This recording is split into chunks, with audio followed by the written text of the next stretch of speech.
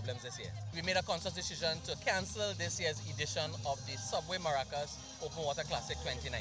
It's an annual event that a lot of swimmers look forward to, and they tend to go through a different training cycle in preparation for it. It's a little unfortunate that it was cancelled. I know what they must have done a lot of hard work for it. This is our third attempt at having the event this year. Heavy rain, storm, they said, so we had to cancel the event. It's a good move because when you look at the water condition behind you, the waves are relatively high, which poses a lot of risk factor for the younger swimmers in getting out and even coming in. 43 people a day drown in this world.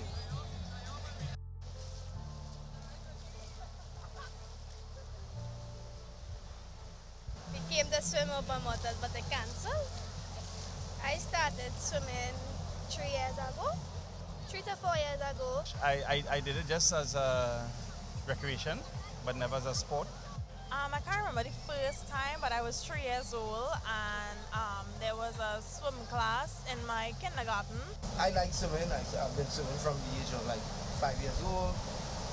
My mommy, she have to force me to swim because I don't like to swim. So there was this guy, Anil Roberts, I don't know if you know him. He used to be a minister at one time.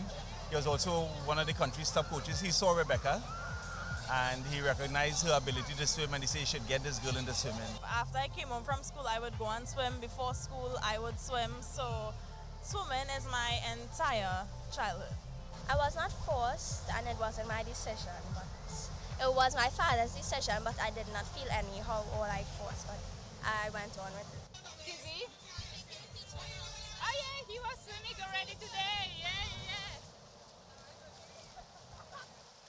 Why am I apprehensive about going in the water?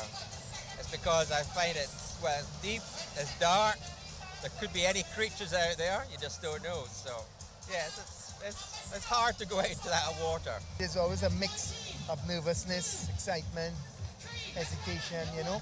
You could never underestimate the force. You may see a wave 25 feet, 10 feet, and the force that water is going to come on, and then the bottom, you don't know how far it's going to push you down. You could be injured. I've been injured already by big waves. I stopped swimming because of a car crash that led to internal injuries. So because of that, I stopped.